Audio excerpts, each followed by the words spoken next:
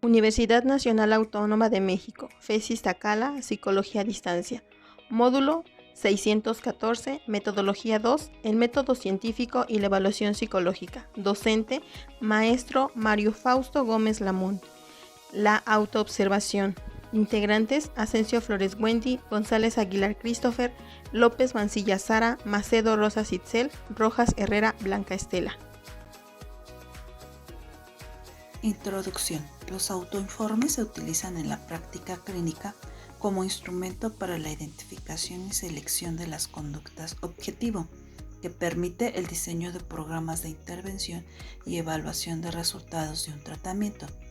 El sujeto puede informar sobre sus conductas motoras, fisiológicas y cognitivas, también de sus experiencias subjetivas sobre algo, sus atribuciones, expectativas futuras o cómo percibe una situación determinada. Aporta información muy precisa sobre la presencia o ausencia de una conducta, la frecuencia de aparición y la modalidad de respuestas. El autoinforme se empezó a usar por los estructuralistas Wood al utilizar la introspección y se continuó utilizando por los funcionalistas como James y los psicométricos. La razón por la que se utiliza el autoinforme es su carácter económico en tiempo, personal especializado y dinero, una elevada razón coste-eficacia. El autoinforme nos da información verbal en el que el individuo proporciona su visión de sí mismo y de su comportamiento. Se puede recabar por medio de instrumentos como cuestionarios, inventarios, escala, la entrevista y el pensamiento en voz alta.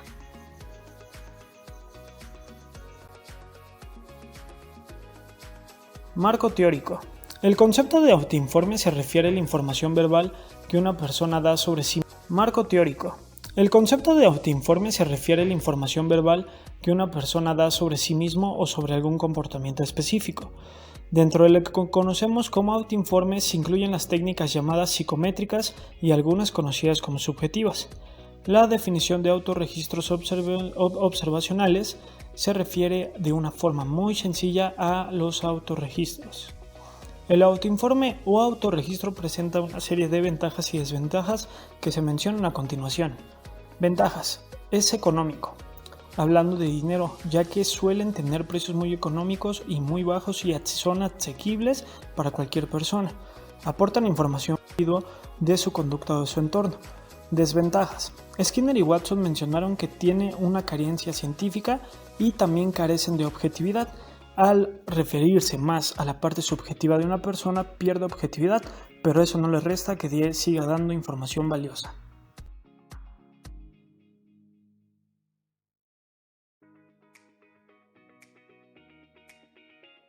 El autoinforme permite plasmar las manifestaciones internas de un individuo, algo que prácticamente ningún instrumento puede realizar.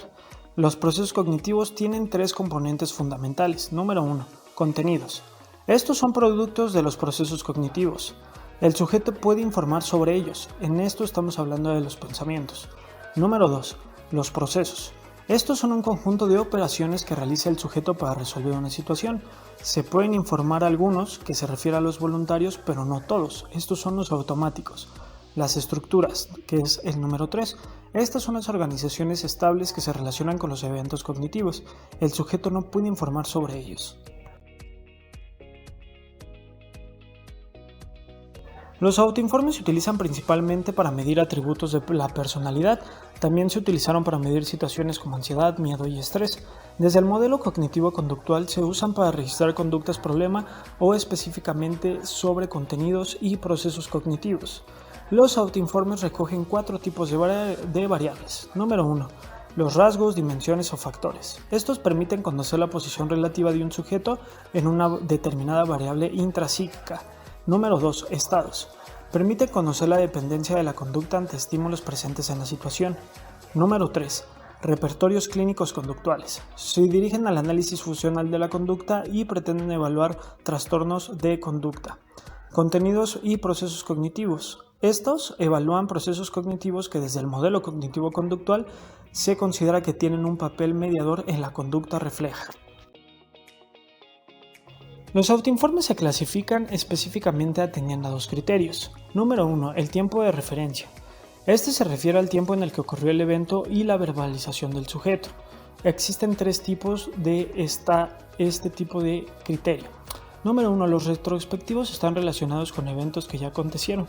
Número 2. Los concurrentes es cuando el sujeto puede dar cuenta de lo que ocurrió en ese momento, referido al presente. El futuro son aquellos donde el sujeto informa acerca de lo que cree que va a ocurrir. El otro criterio es el tipo de preguntas formuladas. Estas se clasifican con relación a la estructuración de las preguntas definidas. Aquí las preguntas están claramente plasmadas o muy definidas, por ejemplo en los cuestionarios, en los inventarios o en las escalas. Los autorregistros, que se refieren a una hoja casi en blanco donde al sujeto le permite anotar sobre aquello que deseamos que registre. Y por último, la autobiografía, que es donde al sujeto se le da la total libertad en sus respuestas. Otro tipo de clasificación es por medio del tipo de respuesta. Número 1. Respuesta abierta. Es cuando el sujeto tiene la libertad totalmente de su elección de respuesta. Número 2. Respuesta dicotómica. El sujeto debe elegir entre sí o no, verdadero o falso. Se suele encontrar más en los cuestionarios. Respuesta escalar. El sujeto debe puntuar en una escala, por ejemplo, de 0 a 5. Respuesta ipsativa. El sujeto debe ordenar de acuerdo a sus preferencias una serie de elementos, por ejemplo, profesiones, actividades o adjetivos que le describen.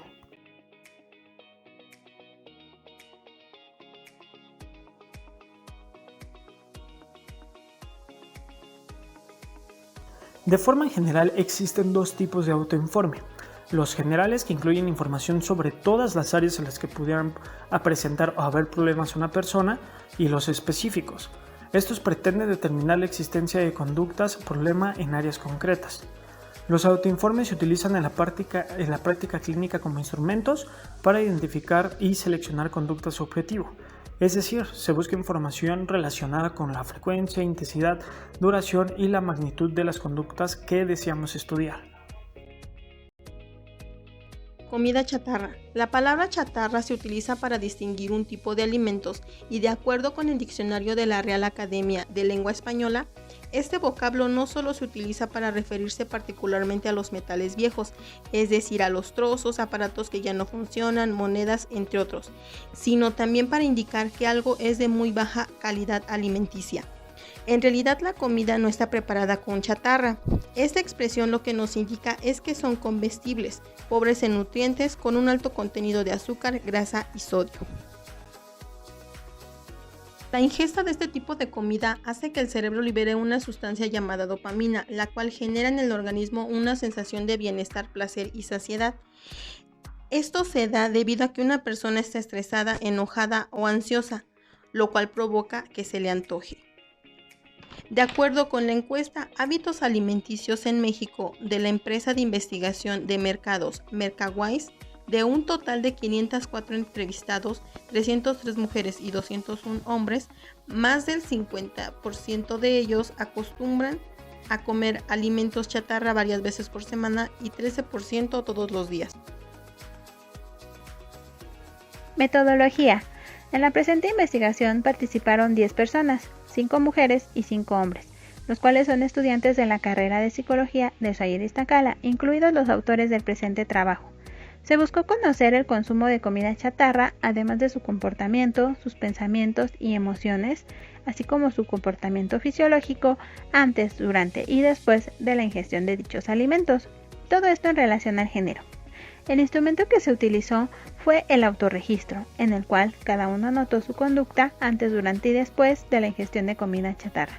Fue realizado durante 5 días en un periodo que fue del 21 al 25 de abril del 2021. Este registro fue realizado diariamente por la noche. Los resultados son plasmados a continuación. Autorregistro usado para medir la conducta comer comida chatarra.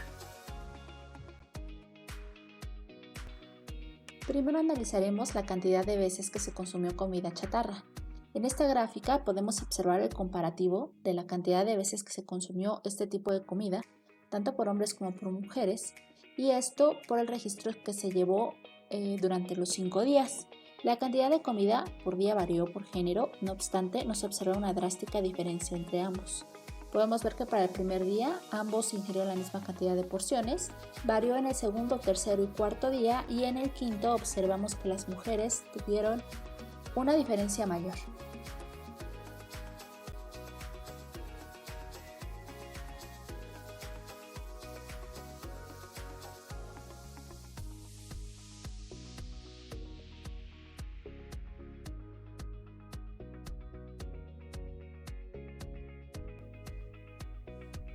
Para la cantidad de comida comida en general.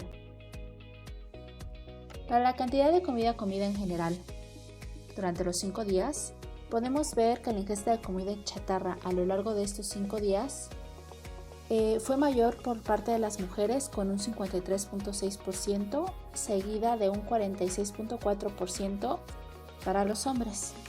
Como dijimos anteriormente, la ingesta de las mujeres.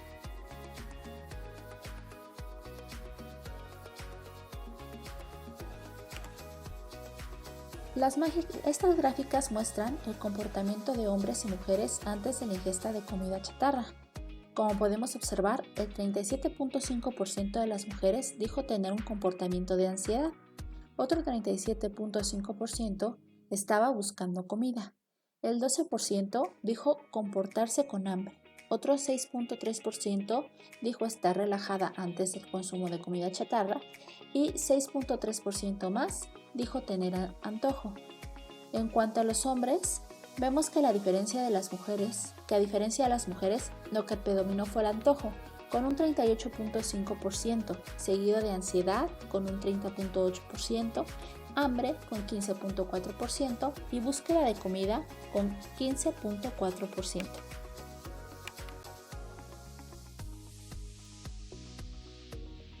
Estas gráficas muestran el comportamiento de hombres y mujeres durante la ingesta de comida chatarra. Como podemos observar, el 37.5% de las mujeres dijo tener un comportamiento de disfrute, seguido por 25% que dijeron comer rápido, 18.8% se comportaron de manera feliz, el 12.5% dijo estar relajada y 6.3% especificó que dejó la comida a la mitad. En cuanto a los hombres, vemos que a diferencia de las mujeres, lo que predominó fue la relajación, con un 35.7%. Un 21.4% de los hombres dijo disfrutar de la comida. Otro 14.3% la saboreó. Un 14.1% dijo comer más rápido de lo habitual. Y por último, con 7.1%, se indicó un comportamiento de felicidad y ansiedad respectivamente.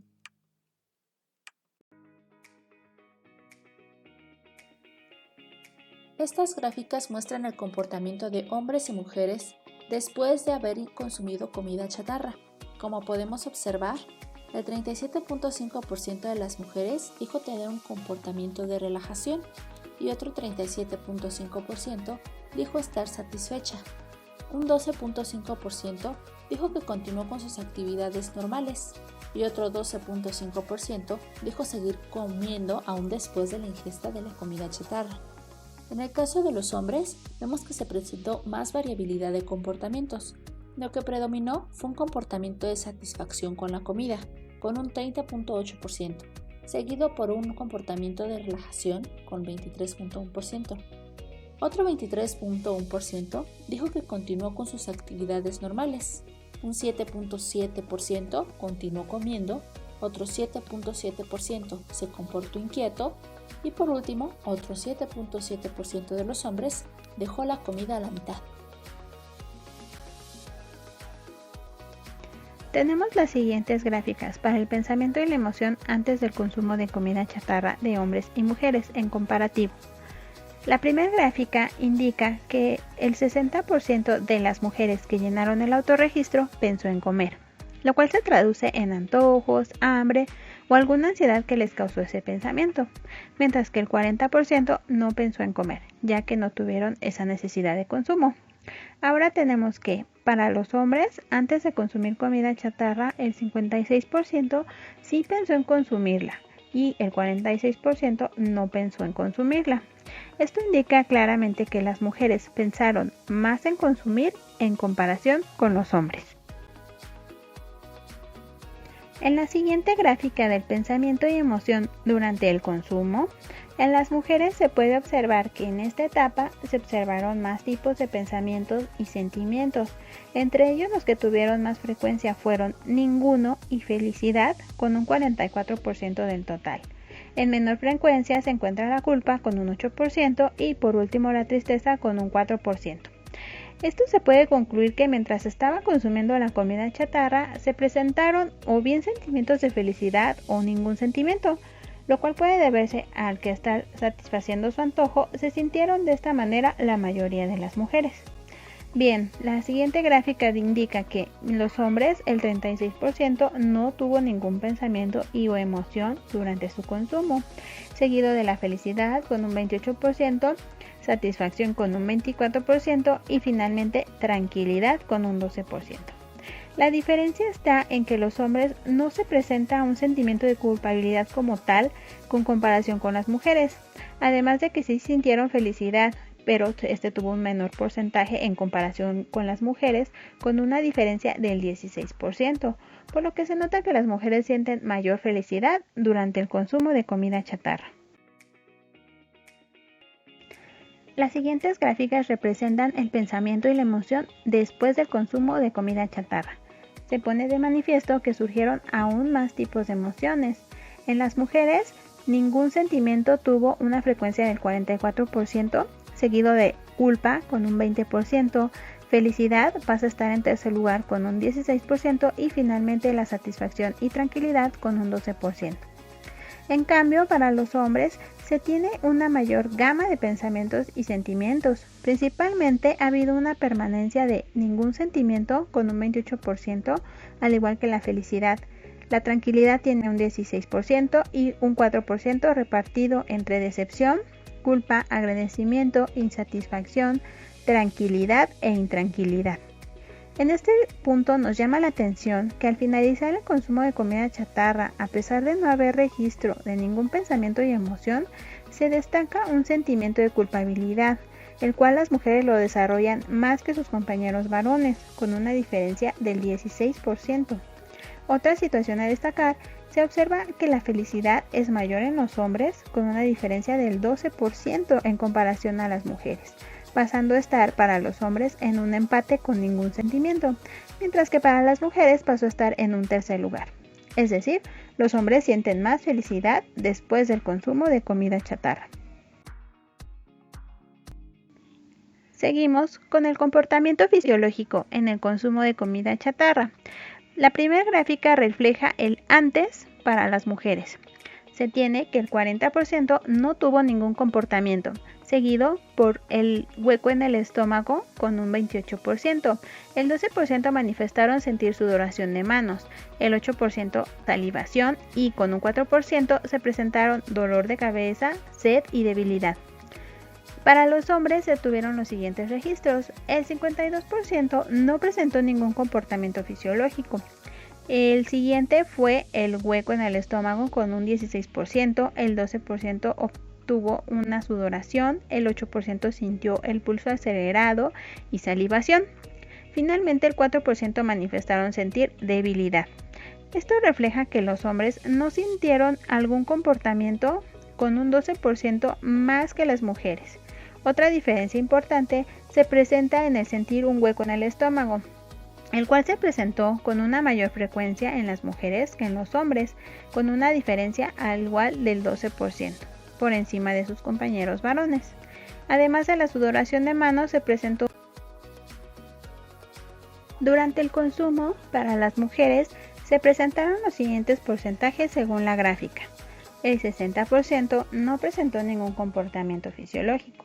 El 28% manifestó haber sentido saciedad, el 8% salivación y finalmente presentaron mejillas sonrosadas con un 4%. En la gráfica de los varones se tiene que el 36% igual no presentaron ningún comportamiento, seguido de la saciedad con un 28%, un 16% presentaron pulso normal, finalmente un 4% se presentaron sudoración, respiración acelerada, frío, salivación y debilidad, con lo que se puede concluir que los hombres presentaron un mayor número de comportamientos fisiológicos en comparación con las féminas, además que hubo una diferencia del 24% en relación a no sentir ningún comportamiento fisiológico en comparación con los hombres.